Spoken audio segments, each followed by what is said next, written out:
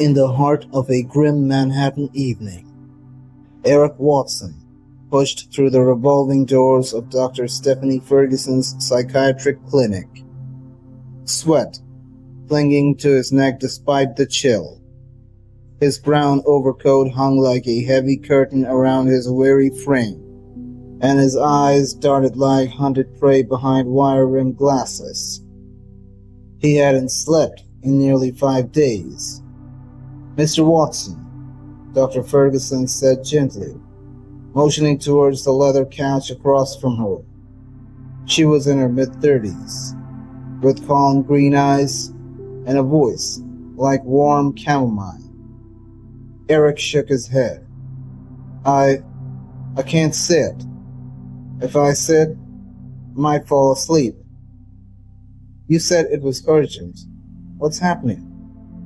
He leaned against the wall, trembling. "If I sleep, I die. I know how that sounds. I know." Her pen paused. "Why do you believe that?" Eric took a shaky breath. "Because I've been dreaming the same dream every time I close my eyes. Same place, same woman." Dr. Ferguson gave him a nod, her brow furrowing slightly. "Tell me, Eric, what's going on?"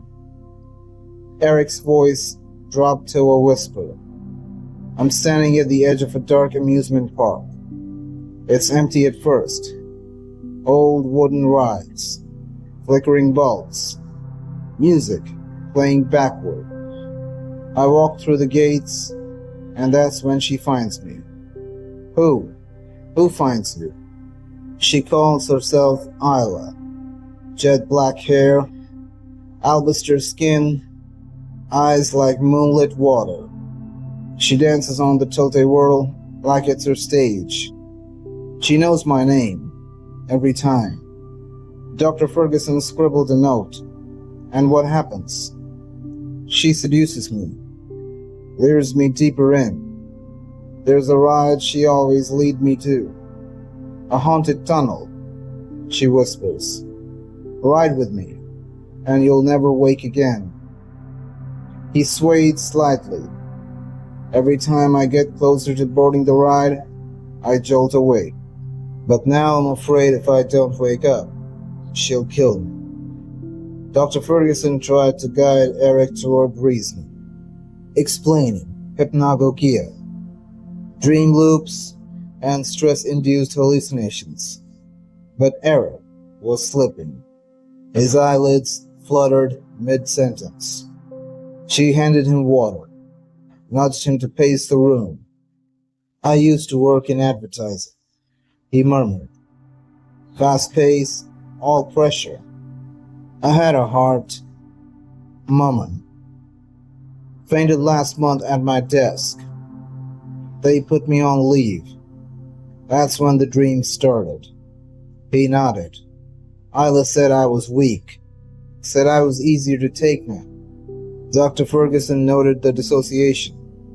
A stress-induced character, likely representing fear of death, vulnerability, perhaps guilt. She gently said, "You should rest, Eric. We can monitor you here." He flinched. "No, no sleep. Not yet." That night, in a padded reclining chair in the clinic's low-light recovery room, Eric finally collapsed from exhaustion. An assistant nurse checked his vitals and dimmed the lights. Outside, thunder rolled over the skyline. In Eric's dream, the amusement park was waiting, alive now with macabre music and flickering signs. "Welcome back, love," Isla cooed. She descended from a carousel horse, her velvet dress trailing over dirt and cigarette butts. She pressed a finger to his hips. "I told you, you belong here." Eric backed away, panting. "You're not real." "But I am," she whispered. "I live in the in-between, in the parts of your mind you can't control." A clown lurched from the shadows, dead-eyed and wizened. Every soul I've taken walks behind me. Want to meet the others? Eric turned and ran. Dr. Ferguson watched the dream monitor spike. His pulse rate was soaring. "Get him out of REM," she told the nurse. "Now!" But Eric was too deep. In the dream, Isla caught up to him at the tunnel ride. The boat was ready, candle lit, her pale hand stretched toward him. "Ride with me." "I won't," Eric growled. "You're not real." Her smile turned feral. "Does that matter when you die in my arms?" He lunged past her, sprinted through the mirror maze, shattered reflections of himself screaming with every step. He stumbled into a hall of doors. Behind each fragment of his past, his father's funeral, his panic attacks, an image of himself collapsing at work. Isla was in every scene. "You've always belonged to me," she whispered through the walls. The next morning, Eric awoke screaming. Dr. Ferguson stood by him, stunned. "You were convulsing. What happened?" "I saw more," he said, his voice cracking. "I saw that she's just mine. She exists across people's mind, feeding. You might meet her too." Dr. Ferguson laughed nervously. "I'm fine, Eric.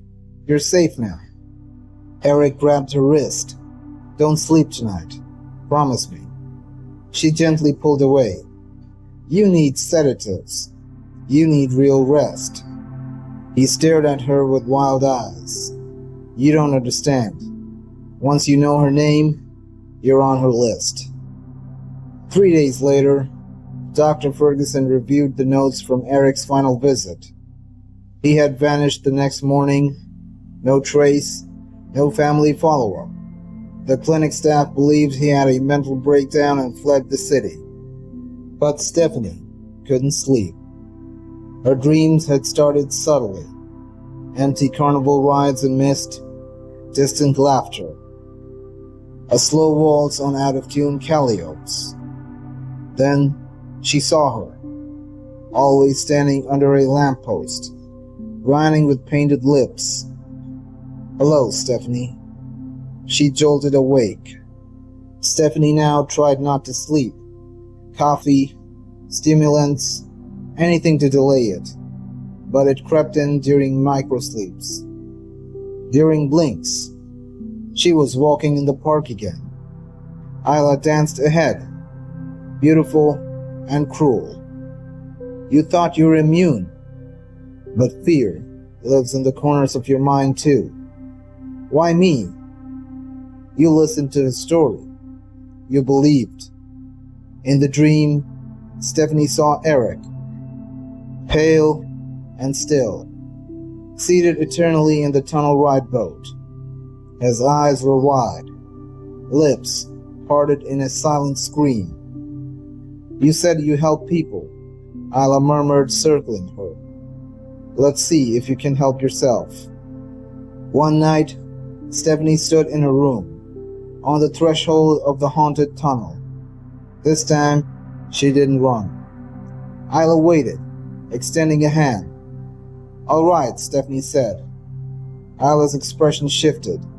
First surprise, then admiration. "You're braver than the others."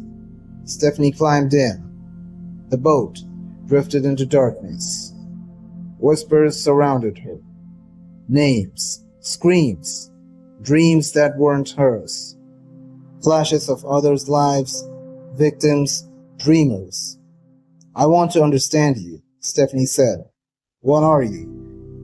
"I'm the echo," Isla whispered. "Of all your worst thoughts, a storm born when you close your eyes and let the shadows speak.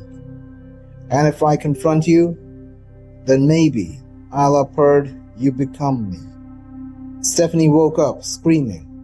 But something was different. She was calm.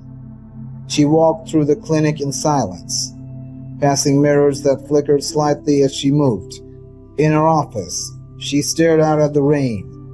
For the first time in days, she felt energized. Her assistant entered nervously. "Dr. Ferguson, your new patient is here." Stephanie smiled. "Send him in."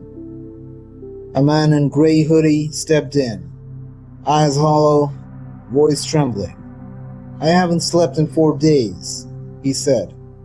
Stephanie nodded, gesturing to the couch. "Tell me," she said. "Start at the beginning."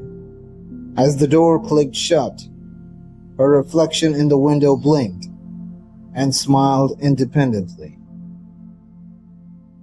If you enjoyed the video, like and share the video and subscribe the channel. Thanks for watching, and I'll catch you in the next one.